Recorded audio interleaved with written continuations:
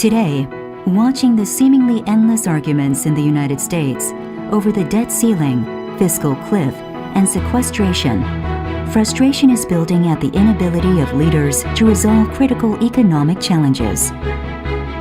While the developed world remains stuck in political paralysis, others are bypassing the democratic experiment altogether. Most prominently, Chinese leaders increasingly dismiss the notion that democracy and development are intertwined processes. All of this has led to heated debate over whether democracy and the often cumbersome policy-making process that it entails has failed to rise to the challenges of economic crisis.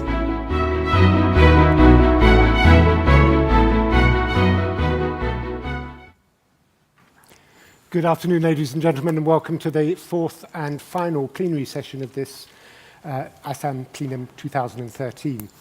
My name is Simon Long. I am a journalist with the Economist magazine, and hence a member of what were identified as two minorities identified by Kurt Campbell yesterday. I'm a European, at least, and I hope I will remain so, though my country may not.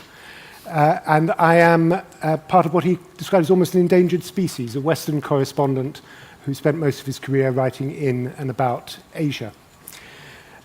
Being a European is perhaps appropriate in that I think it was the best encapsulation of the issue we're about to discuss was the famous one by the Prime Minister of Luxembourg, Jean-Claude Juncker, when he said in the Euro crisis, "We all know what to do, we just don't know how to get re-elected after we've done it." In fact, he in an interview with Der Spiegel later on, he confessed that he was lying. He confessed that for a lot of the time he didn't know what to do. And in fact, he was doubly lying because he always did get re-elected. I think he's the longest elected leader of any democracy anywhere. But that's just one of the questions that we've been asked to consider on this. The other is, can we still look at a link between development and democracy? Or does the survival of or the continued high growth of some economies without democratic systems suggest that that link has been weakened or even broken? And thirdly, the related question of authoritarian resilience. What explains the continued resilience of some authoritarian regimes? And I can't think which ones the organisers were thinking of when they asked us that. But I'm joined by an extremely distinguished panel to discuss this, and I'll start just next to me, Maurice Fiorina of Stanford University, the Wendt Family Professor of Political Science. Next to him, Gershman, President of the National Endowment for Democracy. On his left, Yukon Huang, formerly of the World Bank and now of the Carnegie Endowment. Beyond him, Charles Kupchan of Georgetown University, and at the far end, another economist, Keun from Seoul National University. Thank you all very much. And I've asked Carl if he could start us off and just set the scene of some of these issues, please.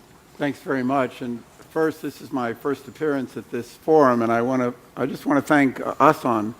We had a meeting at Asan a little over a year ago to talk about the creation of a democracy network for all of Asia, and I'm just back from Mongolia and pleased to report that the network is formally started, and it's going to be formally launched here in Korea at the end of October, with Korea serving as the center for an all-Asia democracy network. So I want to thank Asan for that. Working on the issues of democracy, I'm an inveterate optimist. So let me start maybe with a few positive things, but I also am deeply concerned about democracy, especially where it's been most established.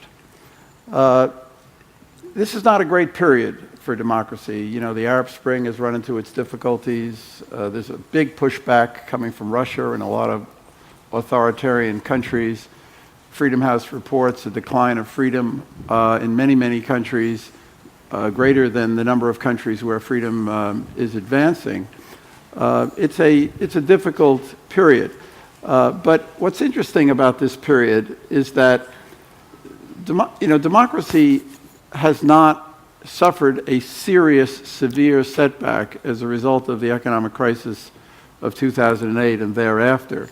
It's led to a lot of problems, a decline of trust and faith, confidence in political institutions in many countries, But the problems actually began before the economic crisis and were the result of bad governance in many countries. And what's really happened as a result of the economic crisis is that countries have gotten rid of governments more than they have changed regimes. And this is a big difference from authoritarian countries. The political sociologist Yu Jiangrong in China has talked about resilient stability versus rigid stability. And in his view, democracy has a kind of resilient stability that you can correct problems, whereas it's much, much more difficult in a country like China, where they have performance legitimacy, they don't have political legitimacy, and therefore if things get bad economically, they could be in a lot of serious trouble. And people that we speak with and feel that China may be on the verge of something significant. We had a special issue of the Journal of Democracy, which we publish with 11 articles on China, and in that issue, the Andy Nathan, who's a leading specialist on democracy in China, said that the consensus is greater than at any time since 1989 that China is approaching the limits of its resilience, its authoritarian resilience. And we'll see where this is going, but there are a lot of reasons that a lot of people in China don't even believe that the regime is stable there, even though they're still performing well economically.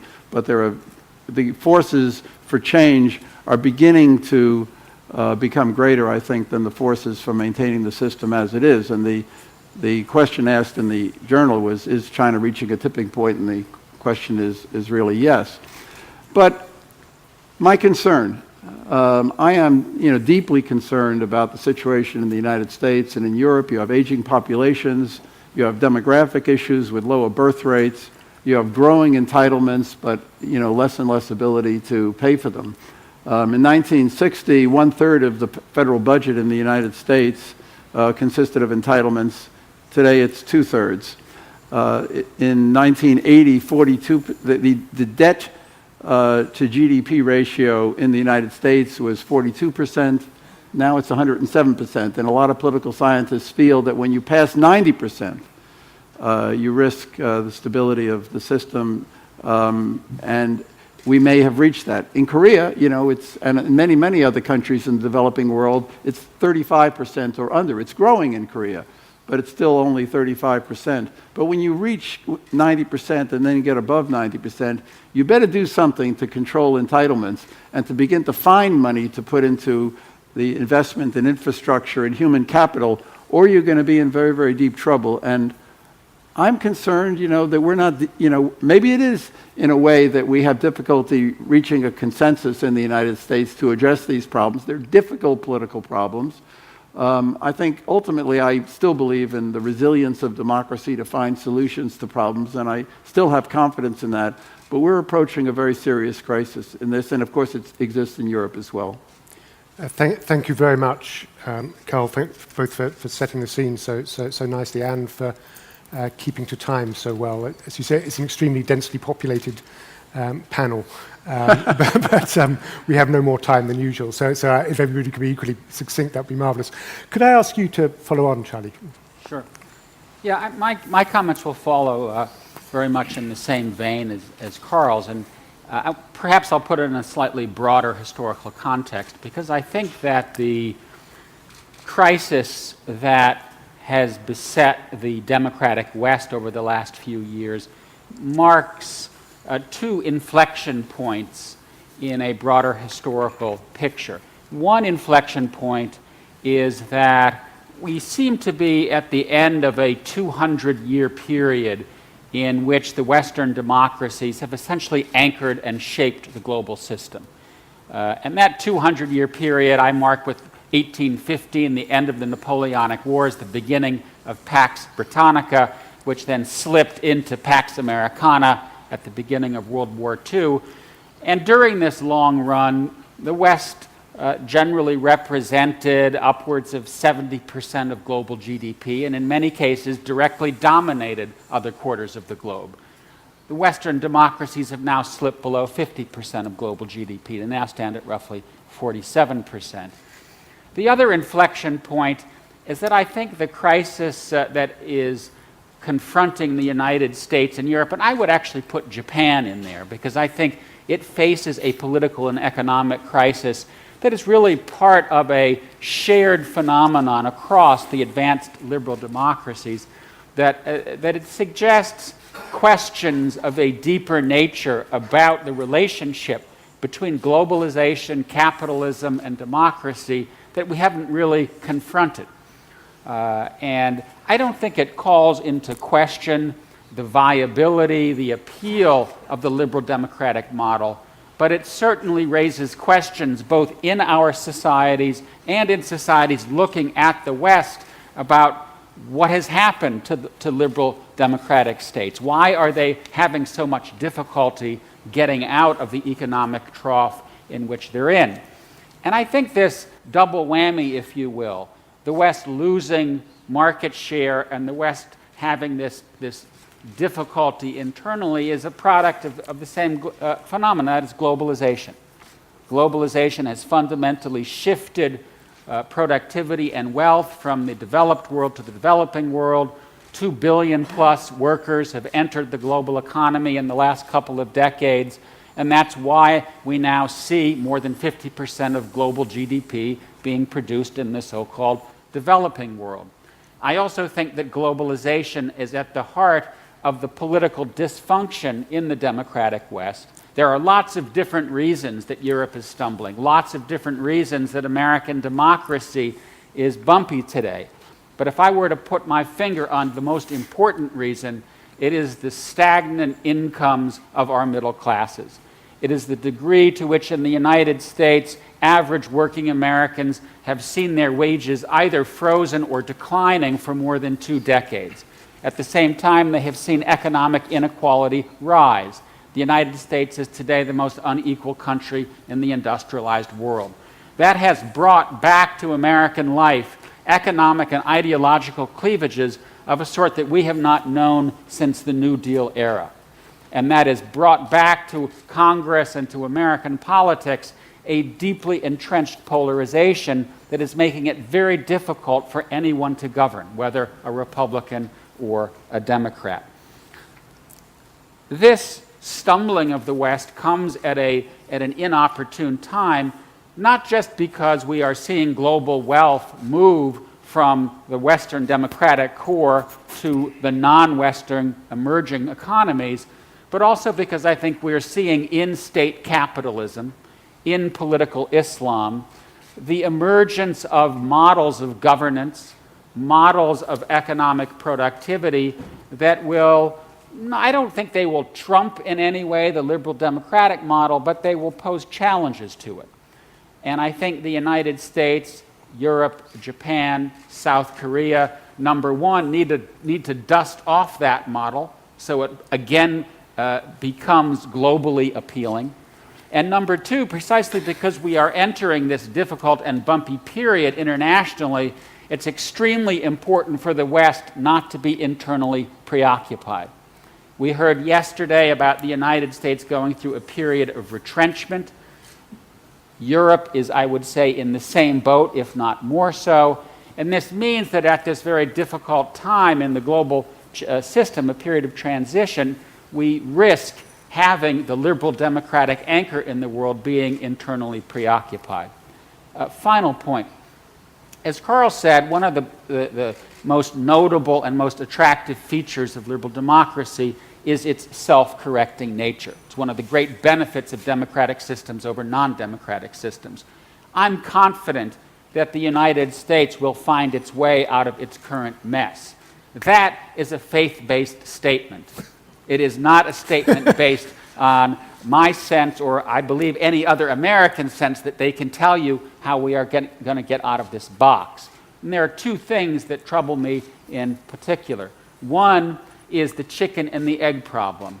To get out of our economic difficulties, we need good politics and policies. But to get good politics and policies, we need to restore optimism and hope to our middle classes. I don't know how we get the economic problems fixed if we continue to be politically polarized to the point of being paralyzed. The second issue is I think we have witnessed a process of deindustrialization, the loss of manufacturing jobs in America and in Europe. Those jobs are not coming back. They are gone for good. And therefore, I think Americans, Europeans, Japanese need to have a conversation about what our citizens are going to do to earn a living wage over the course of the 21st century. I don't think we have the answer to that yet, but answering that question is critical to getting our economic and political momentum back. Thank you very much. That 200-year period that you say is just coming to an end is also, if you believe the Angus Madison reconstruction of the global economy, the only period in which Asia didn't account for at least half of global GDP, I think. Professor Lee, could I ask you to follow on? Okay. Yeah, I think we chairman started session by mentioning that being European, he feels as a minority. As an economist, I think I'm the minority in this participation group. So let me try some possibly minority view on this issue of democracy and economic crisis, mainly from East Asian context. Okay, I just came to session only knowing this session title, which is just democracy and economic crisis, no other background information. So I keep thinking about this issue, and then at the start I had to say the relation between these two keywords is very complex than we usually think. For example, economic crisis often serve as a momentum shift into more democratic society in many parts of the world, but sometimes it leads to another version of dictatorship or authoritarianism. Also, democracy is regarded as a prerequisite for economic prosperity, but sometimes it leads to more economic chaos or even economic turbulence. Right? So that means its relationship is very much complex. In the economics area, we used to think that liberalization would lead to more economic growth, but in many cases, recently, also in the mid-1990s Korea, financial liberalization has consequence of financial crisis. Okay, and also in the U.S. cases, the financial deregulation since the 1990s is one of the causes for the 2008 global crisis triggered in the U.S. So that indicates this complex relationship between democracy or liberalization and economic growth and economic crisis. So to understand this relationship better, I'd like to suggest three remarks. First, not only these two keywords, in other words, democracy and economic crisis, we need to add economic growth. In other words, we need to consider all three things together. In other words, democracy, economic performance, and crisis. That's because why? Economic performance is one of the key intervening variables between this democracy and crisis relationship. Okay? In other words, if you manage your economy well, you have a higher chance of avoiding emergence of crisis, economic problem. Okay, so this is the reason we have to bring in three variables together in considering this relationship. Okay. Second, we need to address more diverse and dynamic dimension of these three concepts. In other words, when we say democracy, there are two dimensions. One is political democracy, we usually discussed today, yesterday, but also there is economic democracy. Okay. Then in crisis, also there is a political crisis, also there is economic crisis. Okay? So also the expectation of people on the democracy has been keep changing over time or over the stage of economic development. Right? So those things we have to consider. For example, in the case of Korea, we grow fast under more or less authoritarianism. Then after that, our level of expectation of democracy grow higher. So we had to go through the process of moving into more full democracy around the late 1980s.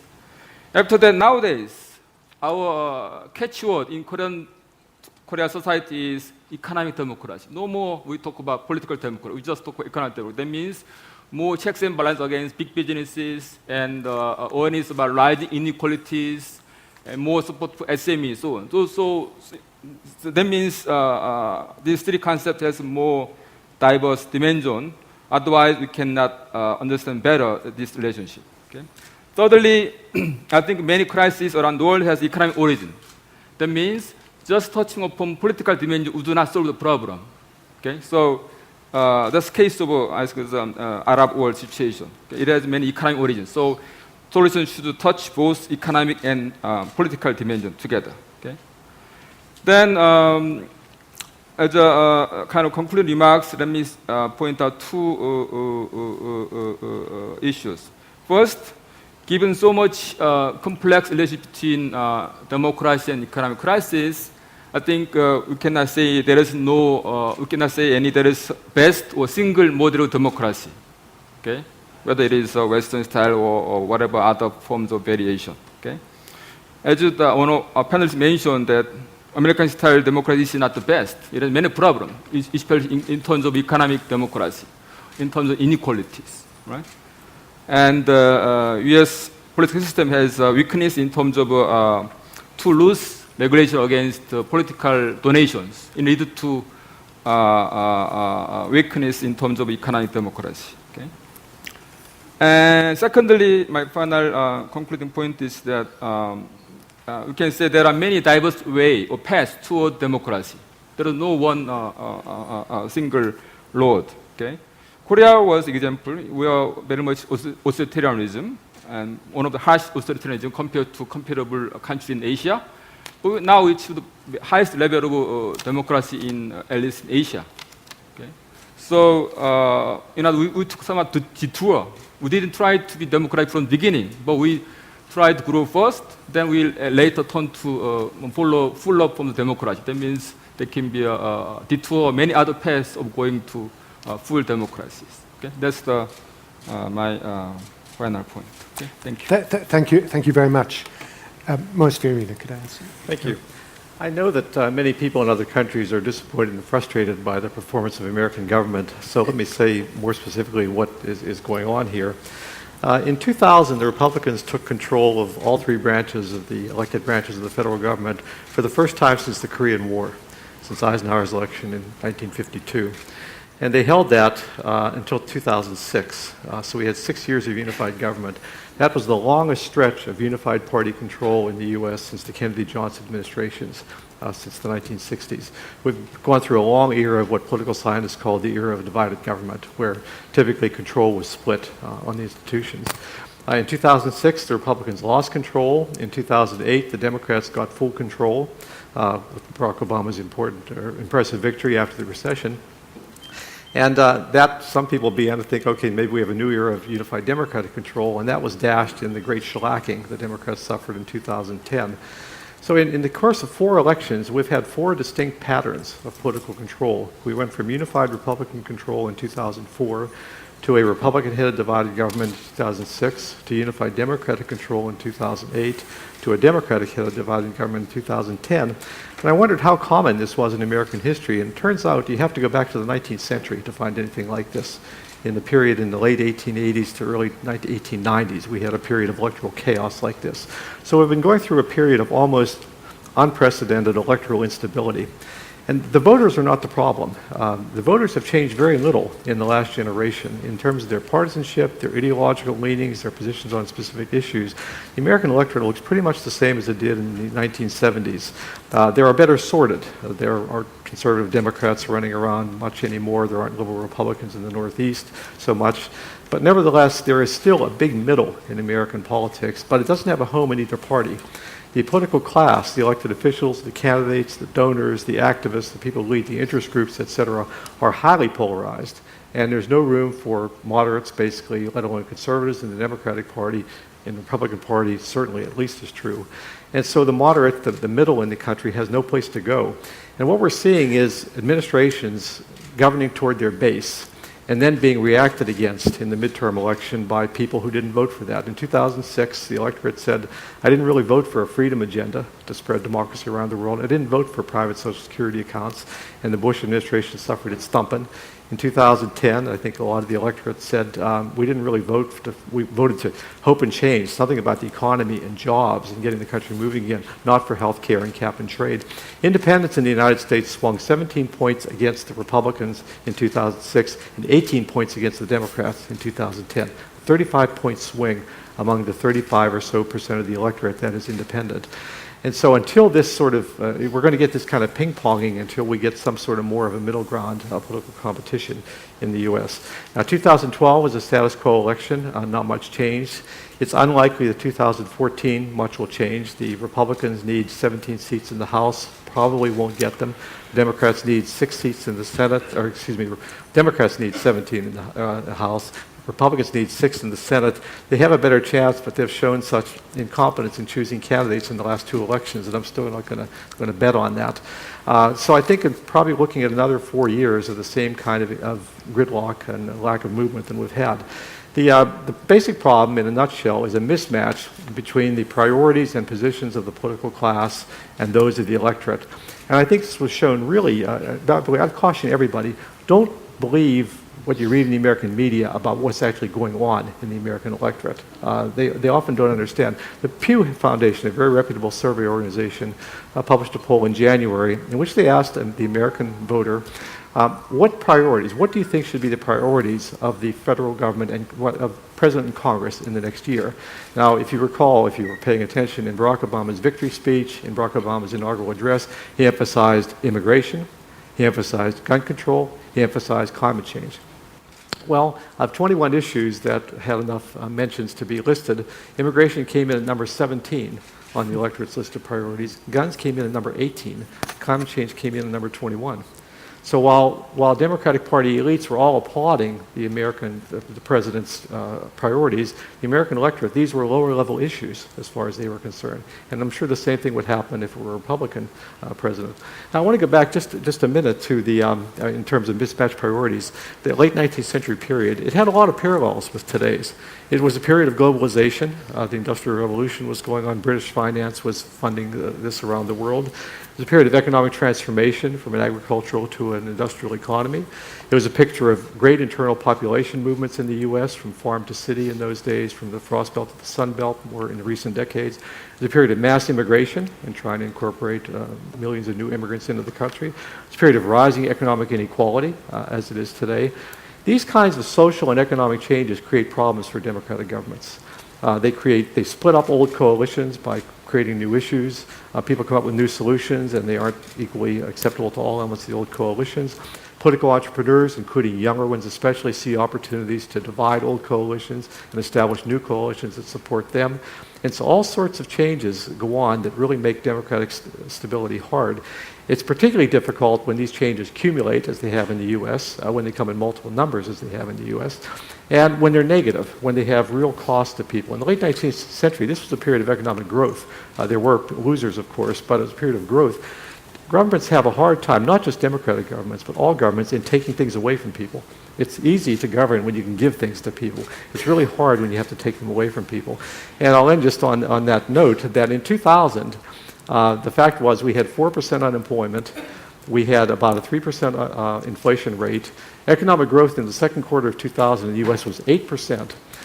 Journalists were beginning to wonder, and economists, what are we going to do when we retire the entire federal debt and no longer have any levers for fiscal policy? And no one was worried at that time about the crisis of American democracy. That there's nothing wrong, that I agree, that economic growth, economic progress wouldn't help. The problem is, though, that bad economics creates bad politics, and bad politics, I think, doesn't get us out of the bad economics. Thank you very much. This is getting rather depressing. Dr. Huang, China, the future. First of all, let me thank Asan Institute for inviting me here. I'm an economist, and so I will apologize in advance for speaking on politics. And you can accuse me of false precision with my numbers, misleading causality. That's what economists do. I want to answer 3 questions. The first question is, can authoritarian regimes deal with crisis better than democracies? And the second, and these are all China-specific, is there a link between economic reform and political liberalization? And third, assume that China does embark on a democratization process. How will we know when it will begin? How will we recognize it? And let me start with the first question. If you look at China over the last 15 years, it's pretty strong evidence that as an authoritarian regime, China was able to deal with two major crises quite well. The 97-98 financial crisis, major stimulus program, set of reforms, launched a decade of double-digit growth and prosperity in China. Then came the 2008 financial crisis. China thought it was actually going to be very similar. They launched a stimulus program of roughly the same magnitude. Now, broadly speaking, they were successful in keeping activity going very strong, in some ways too strong. So they generated some problems in terms of debt issues, property bubble, speculative activity. The leadership had misread one thing, that the China of 2008 was not the China of 1997. There was a private property market that existed. There were local authorities that could change the system and use resources in different ways. The consequence, therefore, was that the 2008 stimulus, it kept growth going, but it generated a lot of vulnerabilities for China. But I think the lesson from these two experiences is less that authoritarian regimes can deal with crisis better than democracies. It's really an issue of whether you have an authoritarian regime or democracy, leadership matters. And I think that is the lesson I take from this first question. Let's look at the second question. Is there a link between economic liberalization and political liberalization? Here's a country that has been extraordinarily successful over 3 decades with a process of economic reform and liberalization. Yet political liberalization has been essentially stagnant. That we have never seen before. How do you explain a country which tests reforms and moves forward on the economic front so consistently, so strongly, yet on the political front, nothing?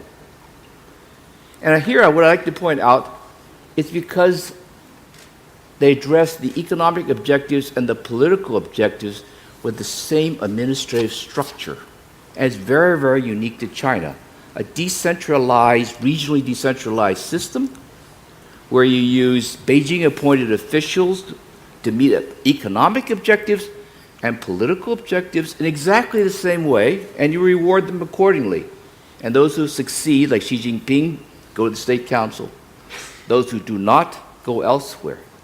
But that system, very unique to China, leads to very impressive economic reform, but very limited political stabilization, political reform. Can this continue? And as my colleague here alluded to, many people think change is going to happen. That's just a matter of time. I think there is, in fact, some truth to this. But we still have to ask the question, why is it that social protests, rising tensions in China have not led to the political instability that we see in other countries, whether it's in Indonesia or even in Korea in the past, much less like the Middle East?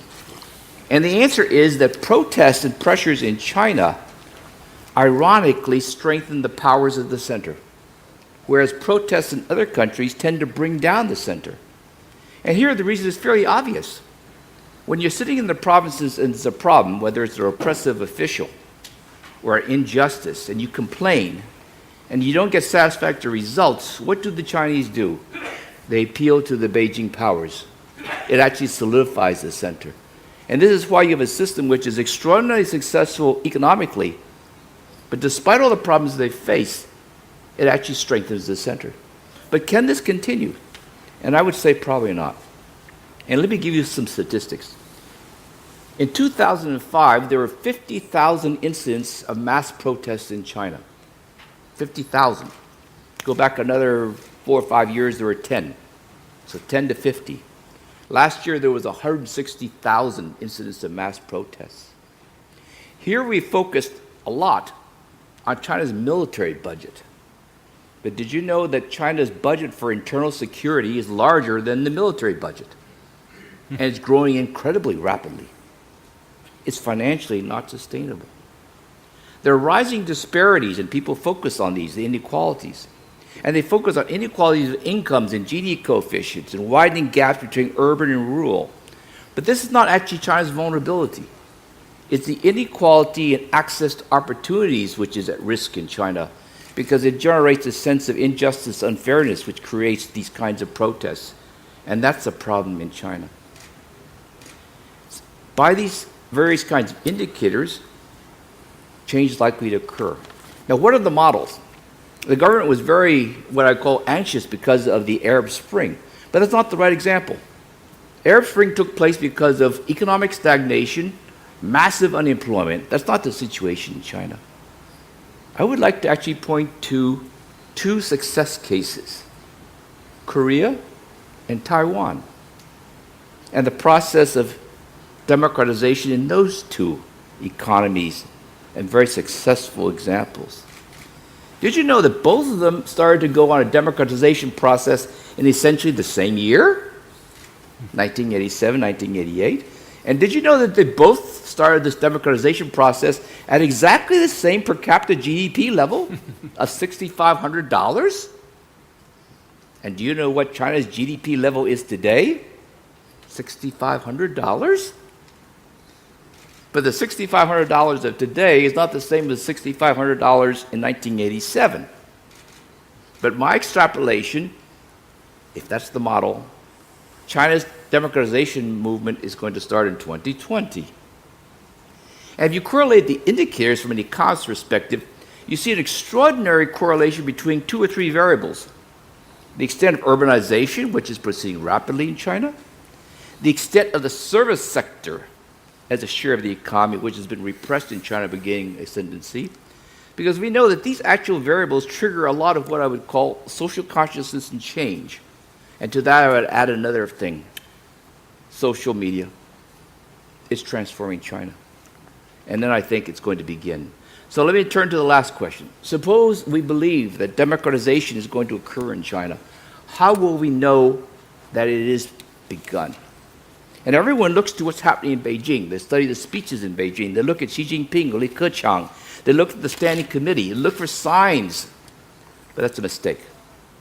It's not going to show up in the center, because China's reform always starts off in the provinces. It'll start off in what I would call an authoritarian regime which tries to project a softer image in various ways, eliminating the re-education camps, changing the one-child policy, liberalizing the hukou system, and most importantly, when the local level elections become truly democratic and representative, which they are not. And that is consistent with the same administrative model that tests and supports economic liberalization in China, and is done within the system, within the Communist Party system, because we have to be realistic. Any process of political change is going to be controlled by the party. And that means look for these signs, but they're going to show up in the local areas before it shows up in Beijing. Let me stop there. Thank you very much. I think we could come back in a little while to the question of China's democratization and the $6,500 question, because I'd like to go back to the developed West. And you did a very good job of all of you portraying the difficulties facing some of the developed democracies at the moment. But I'm not sure we quite tackled some of the structural issues that are at the heart of this question we're being asked. And I live in Singapore, which, as you know, is an earthly paradise where all questions of governance have been resolved. And as the government sees it, it has just enough democracy to keep it honest, but not so much it's at any risk of losing power. And so it feels free to criticize other systems, or its scholars do. And they would say that there are two fundamental problems with democracy as we understand it. One is non-voters aren't represented. And non-voters include the rest of the world, children, the unborn. So in the world Charlie describes of people worried about their jobs, worried about falling incomes, people are going to vote selfishly for entitlements, bankrupt the government, you won't get progress. And the second problem is that anybody can become a leader. A community organizer can become a leader. Whereas in China, for example, Xi Jinping has worked his way all the way up through the system, at least by the time he becomes president and party leader, he has some experience. He knows how to rule. Would you like to tackle those criticisms of democracy? I mean, who would like to take that on?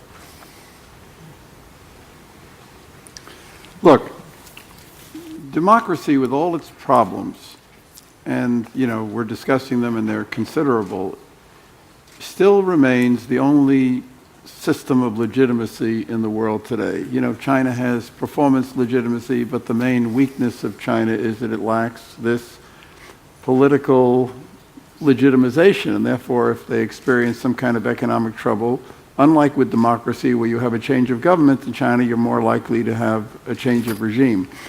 When this will happen, you know, we'll get to China later. When this will happen, I don't know. You never know, by the way. I mean, nobody really anticipated the Arab Spring. But what did the Arab Spring, with all the troubles that we've had since then, what did the Arab Spring represent? It represented the fact that people wanted the fundamental, they wanted dignity, they wanted, you know, rights, which they weren't getting. And the Middle East was the one region of the world that was bypassed by the third wave of democratization. And what the Arab Spring really meant, to me at least, was that, you know, democracy is a universal value. That, you know, it wasn't bypassing the Arab Middle East, even though it's going to be difficult and there'll be trouble, but they're working toward the consolidation. I think the problem that democracies have today, and it's not just in Europe, it's because it's affecting Japan and it's affecting Korea and it's affecting Taiwan, is that people aren't having children anymore. You know, that's pretty fundamental, and that did not exist in the late 19th century. You know, people are not having kids, there are no, you know, people producing income, and yet you have, you know, a very heavy expenditures for pensions and entitlements, and you can't afford it anymore. And can democracy find a way to deal with these problems, you know, of taking something away that is already people feel is their entitlement? And unless that problem can be solved, you know, we're into a very long-term problem of conflict, because there are going to be no resources around to invest in infrastructure, in human capital, and people are going to be fighting over a shrinking pie. And that's the main problem. I mean, you know, demographics have not really been mentioned in this discussion. It affects Korea and Japan very severely, just as it affects Europe. So I think that problem has to be thought about, and how we deal with that and how a democracy addresses that, to me, is the underlying fundamental structural problem. Yeah. Would anybody else like to? I'll just add a couple comments. I want to reinforce a point that Morris said, and Carl, I think, was alluding to it just now, and that is democracies have historically been very good at allocating benefits, and they're really bad at allocating sacrifice. And for the foreseeable future, our societies will be allocating sacrifice more than benefits, and that means we're going to be in for a rough patch. And one other development, and I say this in a more speculative vein, is that I think our democratic states have less effective tools at their disposal than they used to, because they live in a world in which their ability to push a button and get a policy result has been diminished because of open borders, because of the flows of capital, trade, investment, people in a globalized world. And that, to some extent, I think, is causing the nativism, the populism, the anger that we see among electorates in democratic societies.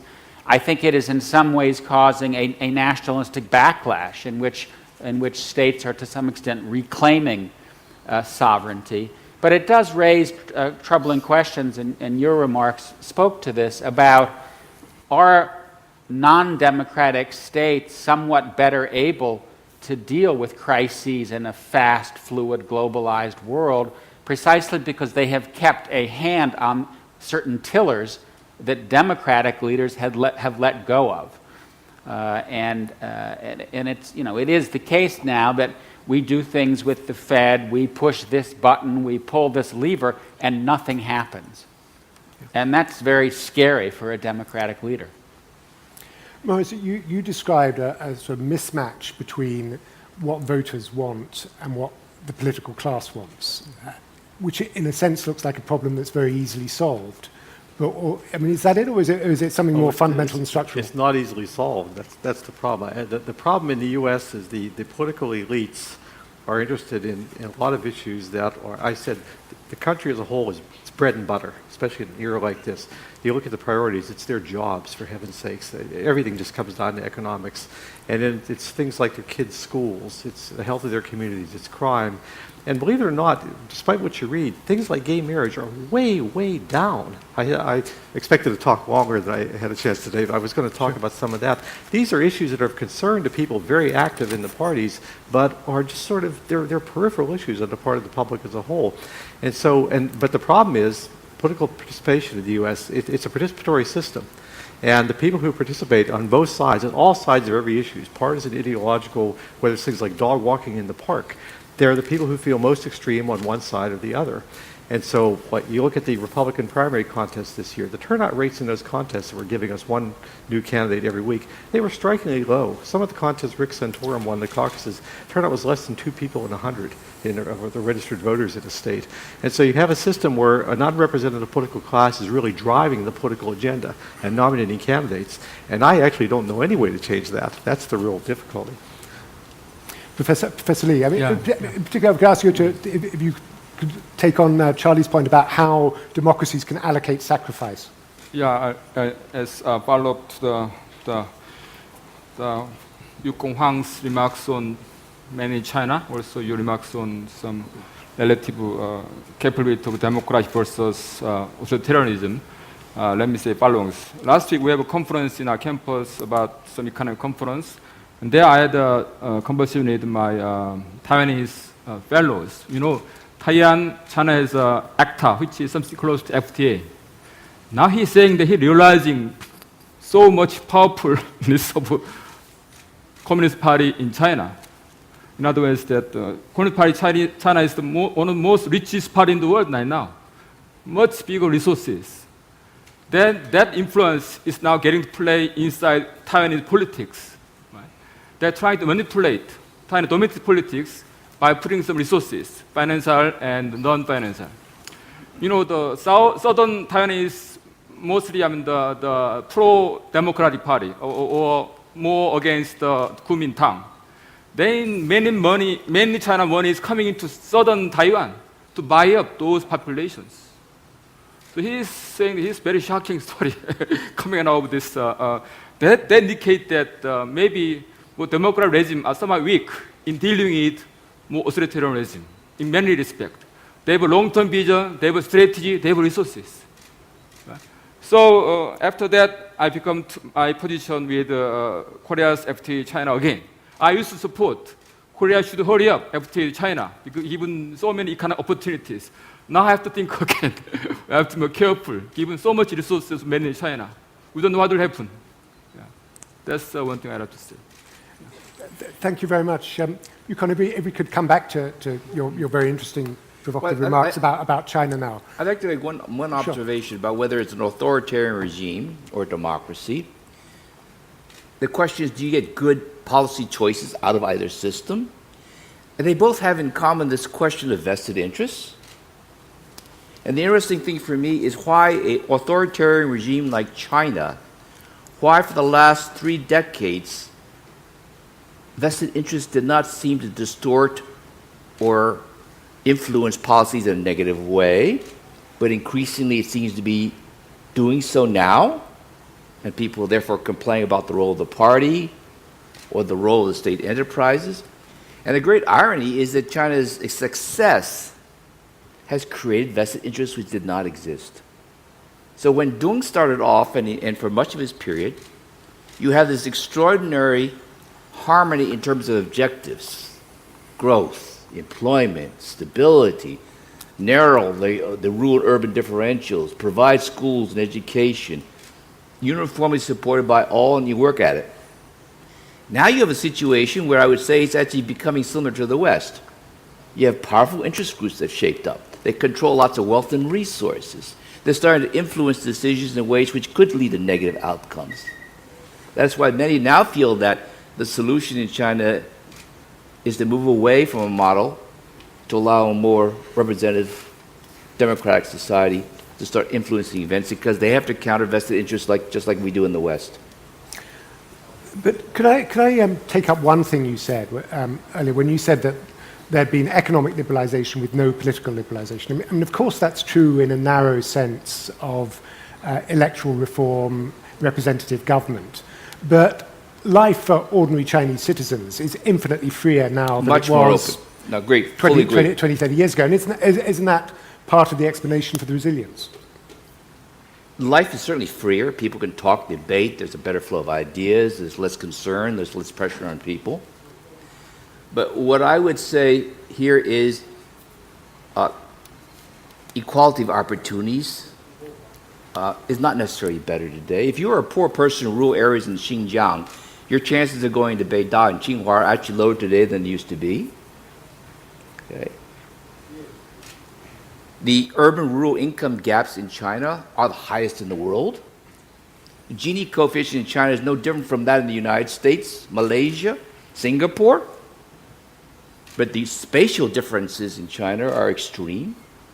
So there are some what I call problems of disparities that have cropped up despite a more open society in many ways. And then the question is, if you have a concern, how can you express this? And this is where I go back to the mass incidents. Why are the mass incidents so significant? Because the Chinese system says, you cannot vote me out of power.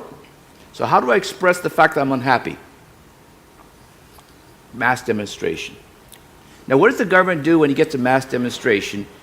The Chinese have a system. You demonstrate, you protest, you petition me. If I think you've got a point and I need to deal with it, I give you a concession. But I do not want to encourage you to go on, so I also will penalize you. I'm going to punish somebody. So every concession has a penalty. Okay? That's their solution, because I don't want to destabilize the system. But this situation cannot continue. The numbers of protests, the complexity of the incidents are overwhelming a system, and it's the sheer ability to deal with all this which I find to be what I call unsustainable. Thank you. I'd like now to open it up to questions, if there are any from the floor. We have one back there already. Thank you.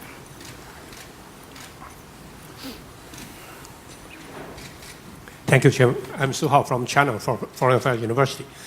Regarding the topic of this sessions, democracy and economic crisis, it seems to me that when we myself analyze the China's case or the international process from now on, they sometimes make us feel dilemma or embarrassed. On the one hand, as a Chinese scholar or intellectual, we prefer to make China more democratized. That would be good for China. But others, you would look at the West, there's so many problems in mature democratic country state. So sometimes make us to rethink that what is the good way for China. Personally, I would like to reframe the dimension to observe or even to analyze on the process of international community or international society building. One is political correct, which is the democracy is core values within this kind of process. And second is historical correct. Now, the first dimensions of political correct is so many problems in a democratic country, or even for China. Even we try to promote our democratizations more, but that provoked some kind of internal problem in our society regarding the domestic stability. So in the second dimension, that is the historical correct. Now we have the so-called historical reverse. So many civilization state or ancient powers like China, Indians, or maybe Russia will go back to its positions in the traditional historical position in the international system. So maybe we think that we have the two dimensions to understand the international society, political correct and also historical correct. So that would be better for us to understand the process of international society building. But now, so I want to make the comments from the panelists regarding there's some kind of paradox of the political correct and historical correct. Thank you.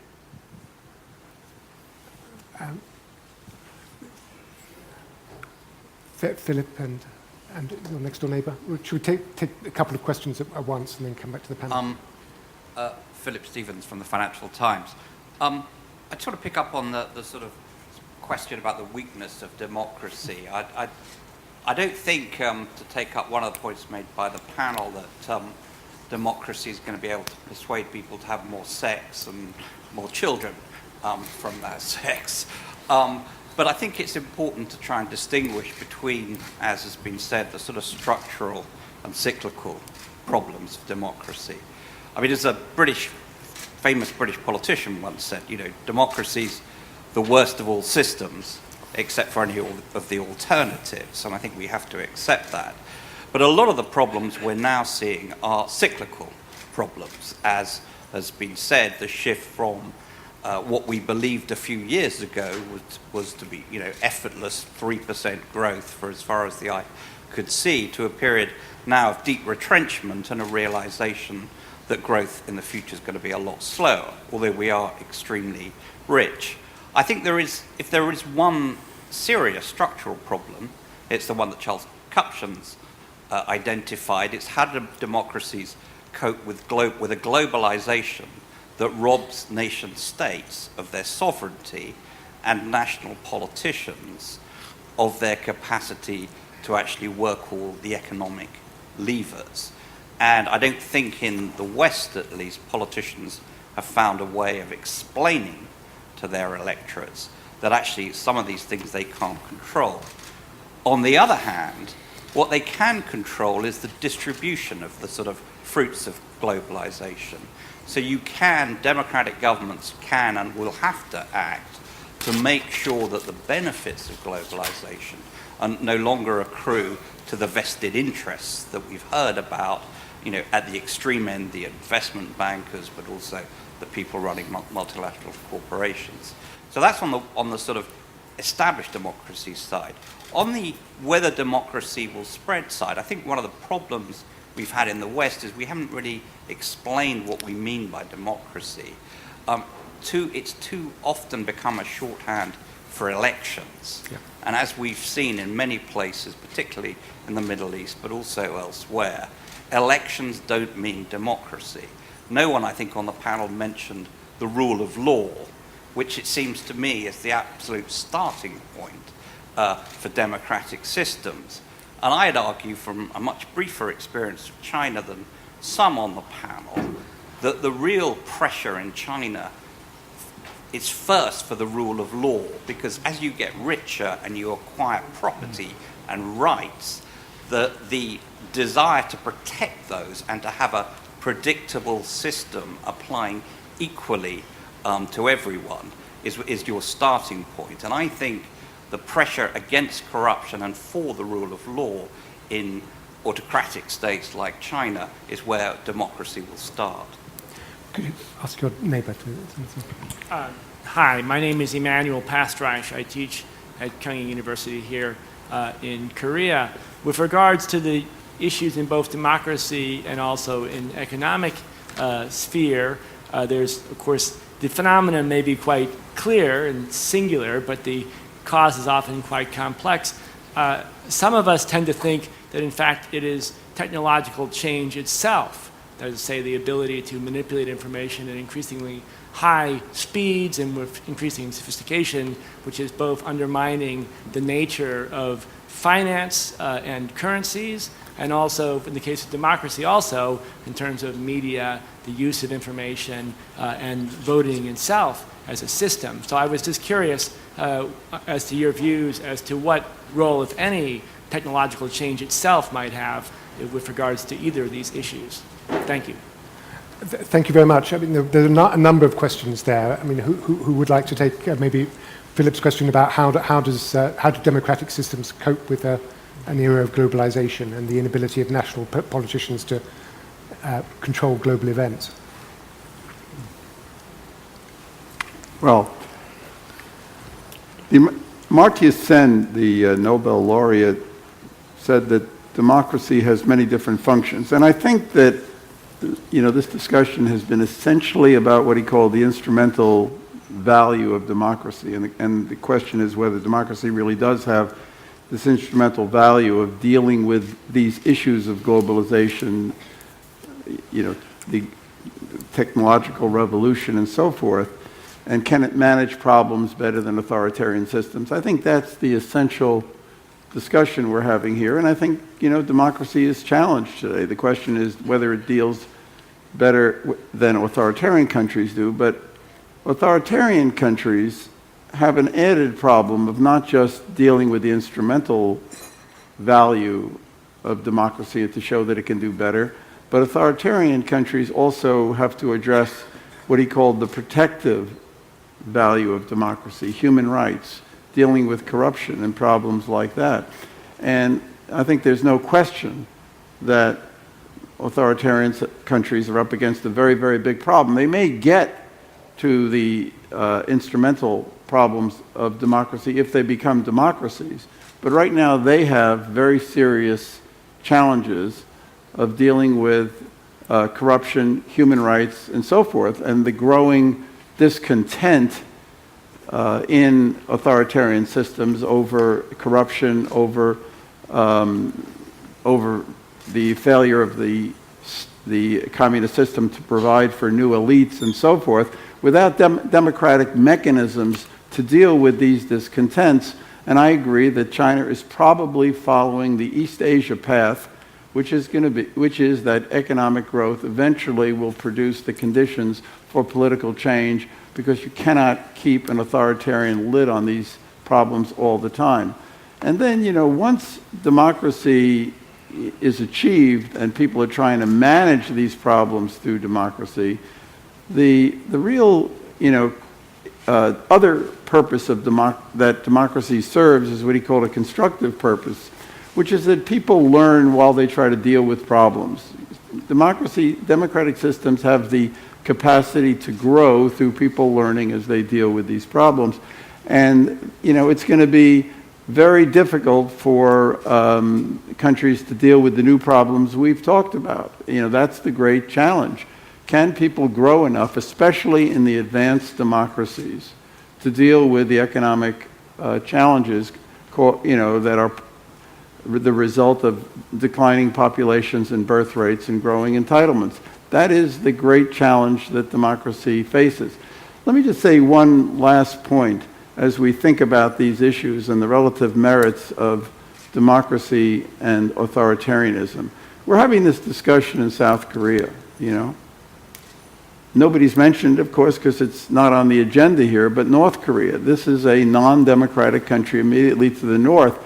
And as we think about democracy and its intrinsic virtues, which is also what Sen talked about as another dimension of democracy's values, I think we just cannot, lose sight of the contrast between this society with all its problems, and there are many groups, talking about these problems in South Korea, and what exists just across the border a little bit to the north.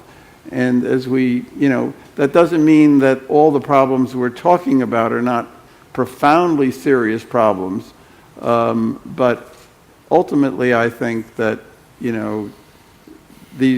democracy has a certain resilience, a certain capacity to deal with problems that authoritarian systems lack. Yeah, can I go to Charlie first? Because on this question, you raised very eloquently the problem that globalization poses to democracies. Do you see a way out? Go back to Philip's question about does globalization make or strengthen democratic processes? And that's not obvious to me. In a globalized world, we have a situation where the West economically is doing relatively worse. Developing countries are doing relatively better. Okay? And the average person in the West finds their wages are stagnating, unemployment is rising. Right. And what that means to me is that their leadership, though, can't control events globally. So to me, it actually maybe I agree with you, it weakens democratic movements in the West, and it strengthens what I would call authoritarian tendencies in the developed world. So but that's because if we had democracy as a global issue, a global system, this wouldn't be such a problem. But since it applies to states, and it becomes a problem.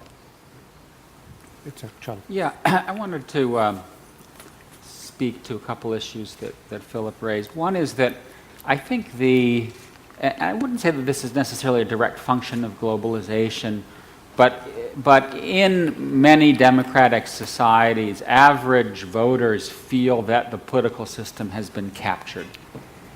And I think it's more true in the United States than in Europe because of our campaign finance system and how our whole political system works. But in terms of trying to get a democratic politics that delivers to the average American, it's very difficult to do when those who have been the winners of globalization block the political reforms necessary to deliver goods more equally across society. I mean, we see that with banking reform, we see that with healthcare reform, we see that with a lot of issues that are in play now in American politics. It's extremely difficult for the average voter that Morris was talking about to be represented when it is lobby groups and corporations that are carrying the day on many of those issues. And I think a fundamental question our societies have to ask is how can we reconnect our political system with mass publics? How can we, again, make mass publics feel that their concerns are represented in Congress? There is a divorce now in the United States, and that's a big problem. The second comment, I think that the dichotomous distinction that Carl made between, if you're a democracy, you're legitimate, if you're non-democracy, you're not. I think it needs to be more nuanced than that, and you were starting to get at that, Philip, and saying, well, there's rule of law, there are these other things. I think that our societies are to some extent being seen as illegitimate because they're captured even though they're democratic.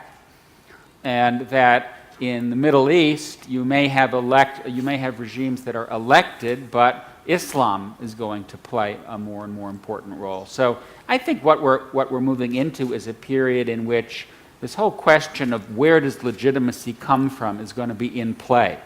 And one answer will be democratic elections, but there will be other answers to that question. Nobody has taken on the question about technological change and its impact. Do you have a view on that? Well, I was going to pick up the keyword raised by Philip from Financial Times about globalization, which should be considered together in this our discussion today. Already comes up, right? And one reason is that many problems in the West, in other words, like weak economic progress, had to do with the weak fiscal resource at hand to deal with the problem. And that problem go back to the more global dimension, or global financial capitalism and so on, which dealt in the morning session about reform of global capitalism. And then because our discussion about democracy only limited to domestic dimension, but we have to extend that to the global dimension because many kind of problem is now happening at the global level. And for that aspect, our global world is very weak in terms of global governance. Right? So, and that's the where our next and future reform discussion should be focused on. In other words, how to reform our global economic system or global governance in better to serve economic prosperity of the world. UN, I'm recently become a UN member of the Development Policy Committee, and we are discussing post-2015 world. 2015 is the world year that the MDG is going to be finished.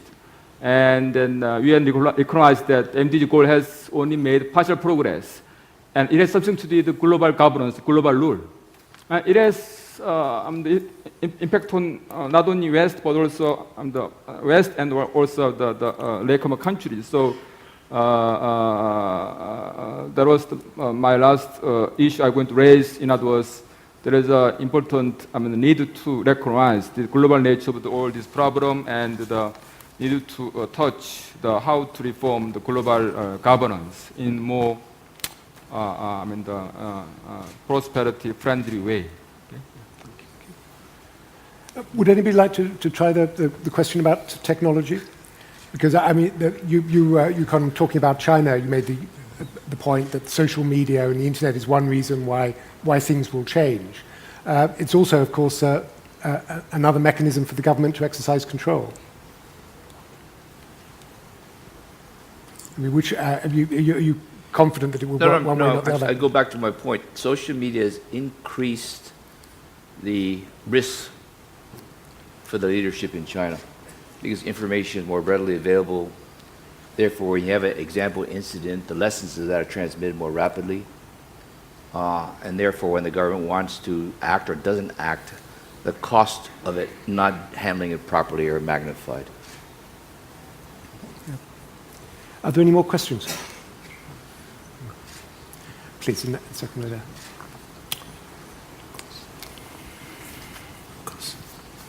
Yes, I'm Natalia Subagia from Indonesia.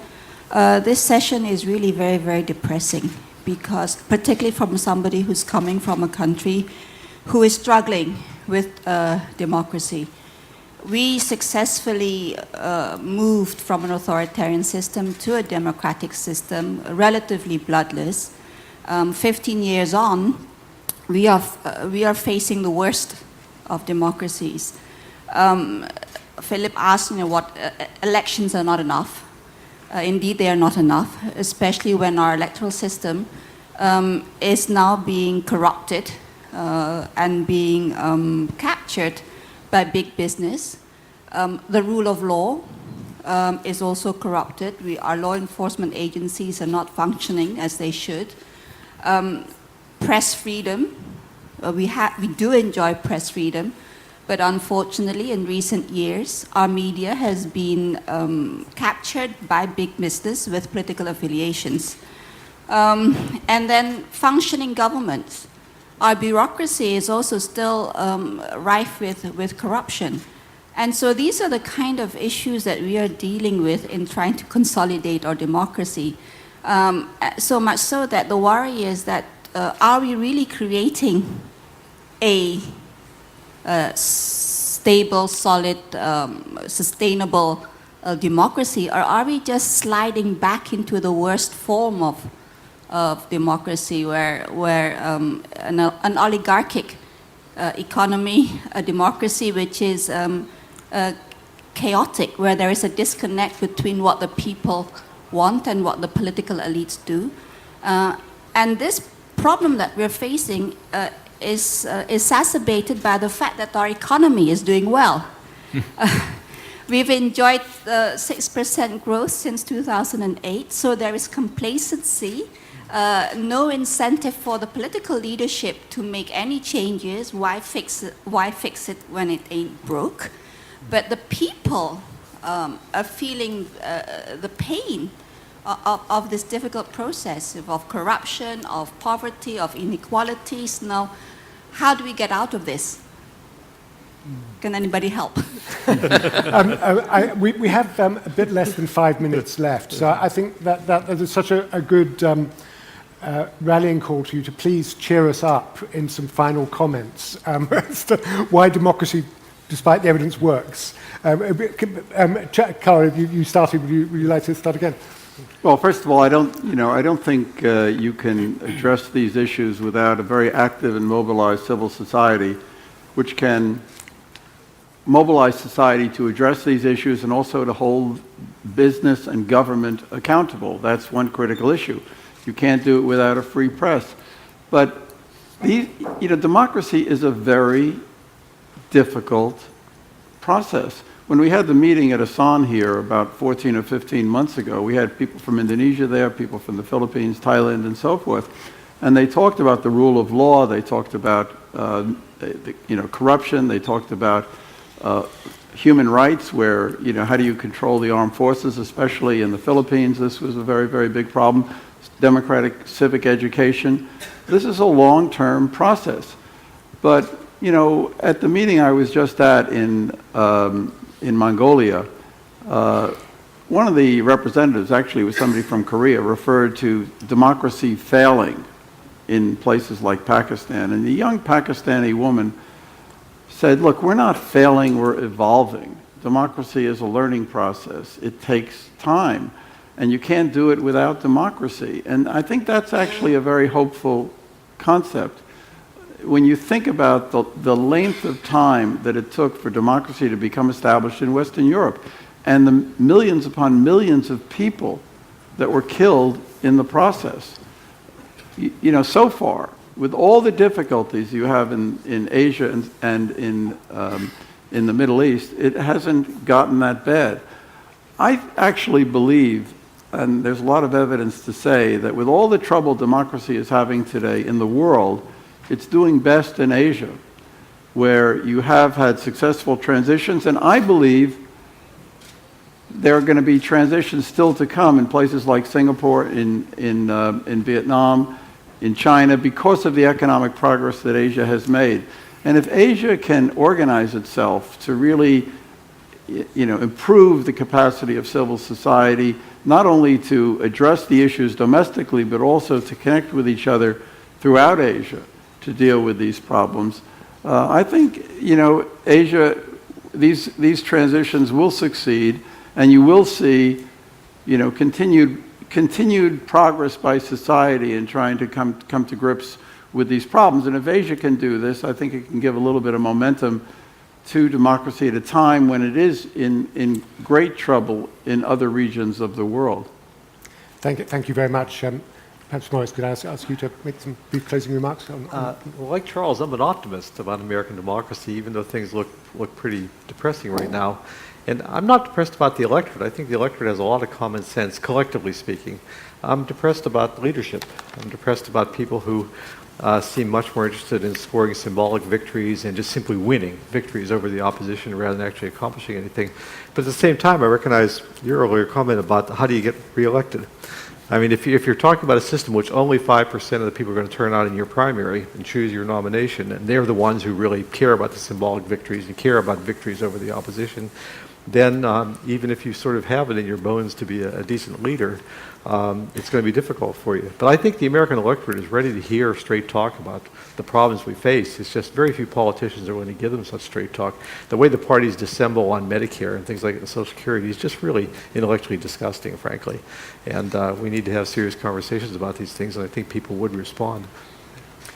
Yukon.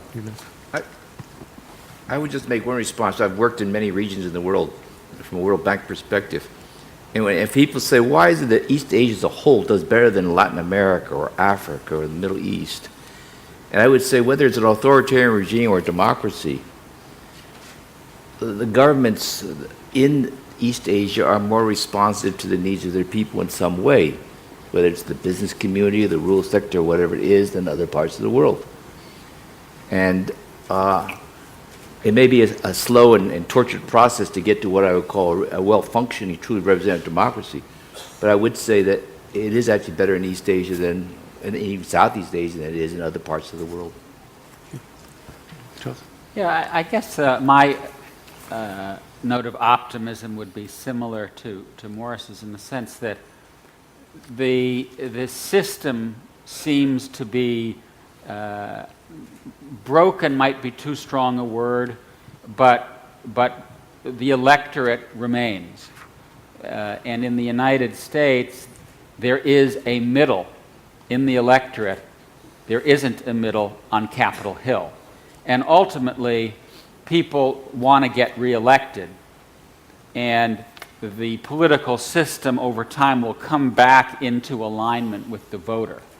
I think none of us up here know when or how that's going to happen, but the fact that the American electorate has remained relatively stable, relatively centrist, relatively reasonable, and that we're not shooting each other yet, suggests that ultimately the political infrastructure will swing back.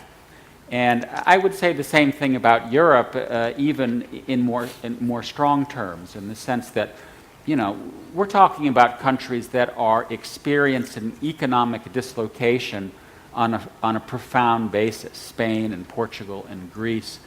And in not one single European country has a government taken power that is anti-Europe or anti-EU. In UK, we're getting there, but everywhere else, the center has effectively held. You have fringe parties that are gaining strength on the left and the right, but they have remained in opposition. And that suggests to me that the democratic systems have a resilience in a centrism that is fundamentally anchored in the will of mass publics, even when they are under great strain. Professor Lee. Yes. I think your remarks on the case of Indonesia has some bearing on the case of South Korea, because as I mentioned at the beginning, economic democracy become a very powerful keyword, catchword in Korean society nowadays. Our Madam President become win the election by raising this issue at the front of the electoral debate, and that's based on our people's strong demand or preference toward more equality and more social welfare system and more broadly economic democracy. So, and all these discussions are based upon the democratic system. In other words, more freedom of press and more freedom of communication. So that means democracy working. So I think we can maintain more. We can hope for a better future, I think, in that sense. Okay, thank you. Thank you very much, Natalia. Do you feel reassured? Well, I think that we can wrap up there and thank our panelists very much for a very stimulating conversation. Thank you. Thank you.